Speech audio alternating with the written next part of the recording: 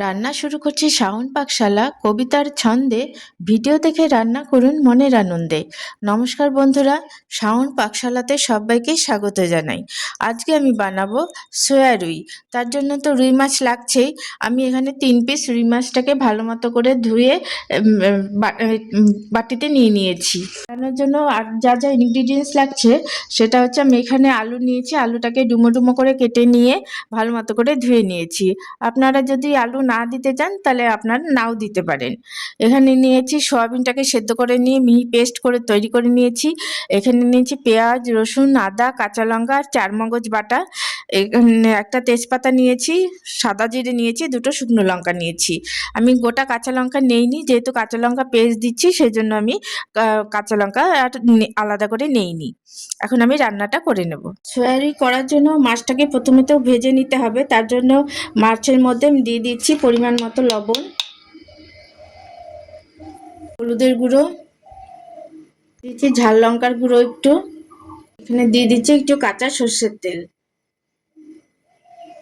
এখন সমস্ত মশলার সাথে মাছটাকে ভালো মতো করে মেখে নেব। লবণ, হলুদ, লঙ্কার গুঁড়ো, সর্ষের তেল দিয়ে ভালো মতো করে মেখে নেব। সয়ারি বানানোর জন্য কড়াইতে সর্ষের তেল গরম করতে বসিয়ে দিয়েছিলাম। তেলটা গরম হয়ে গেছে ভালো মতো। এখন আমি মাছগুলো ভেজে নেব। গ্যাসটাকে মিডিয়ামে রেখে আমি মাছগুলোকে এপিট ওপিট ভালো মতো করে ভেজে নেব। এগুলো আমি উল্টে পাল্টে ভাজা করে নিয়েছি, বেশি ভাজা করিনি, কড়া করিনি। এখন আমি মাছগুলো তুলে নিচ্ছি। তেলটা বেঁচে গেছে, ওই তেলেই আমি রান্নাটা কমপ্লিট করব। দিয়ে দিচ্ছি আলু, কেটে রাখা আলুগুলোকেও আমি একটু হালকা করে ভেজে নেব। আলুগুলোকেও ভেজে নিয়েছি, বেশি কড়া করে ভাজিনি। এখন আমি আলুগুলো তুলে নেব। সয়াবিন বানানোর জন্য এখন আমি ফোড়ন করে নেব। দিয়ে দিচ্ছি 2টো শুকনো লঙ্কা, একটা তেজপাতা আর সাদা জিরে। দিয়ে দিচ্ছি পেঁয়াজ, রসুন, আদা, কাঁচা লঙ্কা আর চারমগজের পেস্টটা। মাছটাকে মিডিয়ামে দিয়ে পেঁয়াজ, রসুন, আদা, কাঁচা লঙ্কার পেস্টটাকে ভালো মতো করে কষে নেব, যাতে যতক্ষণ নেড়ে যাব যতক্ষণ না পেঁয়াজ রসুনের কাঁচা গন্ধটা চলে যাচ্ছে।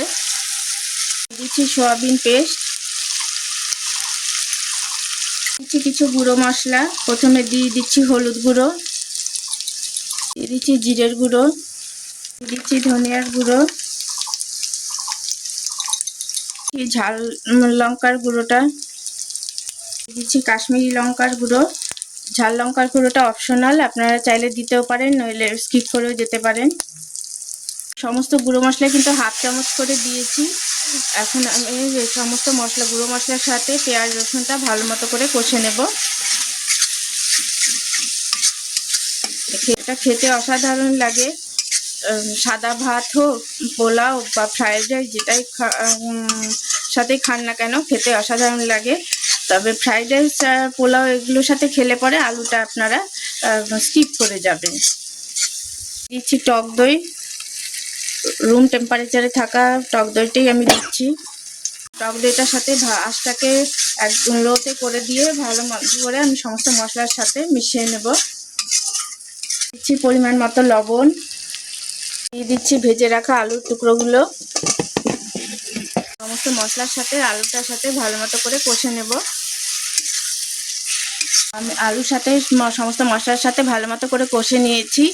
দেখুন কি সুন্দর মশলা থেকে তেল ছেড়ে গেছে। এখন আমি এর মধ্যে দিয়ে দেবো যে বাটির মধ্যে মশলা রেখেছিলাম সেই বাটি ধোয়া জলটা। গ্রেভিটা ভালো মতো ফুটে গেছে। এখন আমি এর মধ্যে দিয়ে দেবো ভেজে রাখা মাছগুলো।